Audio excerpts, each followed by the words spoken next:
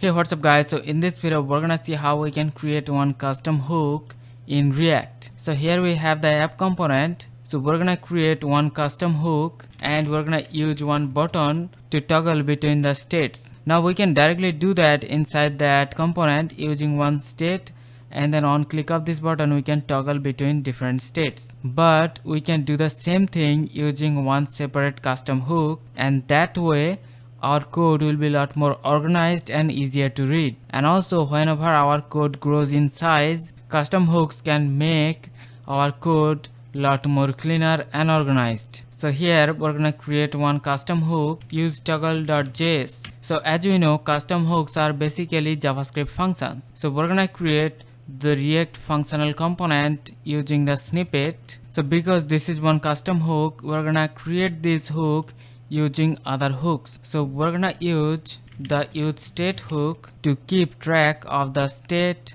Now our functional component can take some initial values, and also whenever we don't pass any value, then we're gonna use the default value as false. As we know, custom hooks should be pure JavaScript function, so it should not return any kind of JSX. So we're gonna remove this. Now we're gonna use the useState hook with the initial value, and this will be used to keep track of the state. So we have the state and the set state. Now let's now create one function to toggle the states. So we're gonna use the set state, and we're gonna take the previous state and we're gonna toggle the state. And then because this is one custom hook, so it is going to return one array with the state and the function to toggle the state. So we are returning one array containing the state and the toggle function. Now we're gonna import that inside our app component, and now just like any other hook, we're gonna use our custom hook useToggle,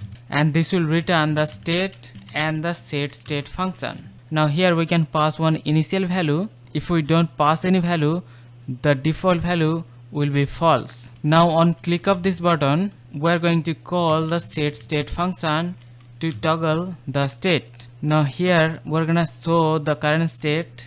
So if the state is true, then we're going to show true, otherwise we're gonna show false. So you can see initially the state is false, and we can use the toggle button and we can toggle between true and false. And we are doing this toggling using one custom made hook, and this way we can import our custom hook in many other components, and we can use that to toggle the states. So hope you understand about the custom hooks in React. So that's it for the video. See you in the next one. Take care.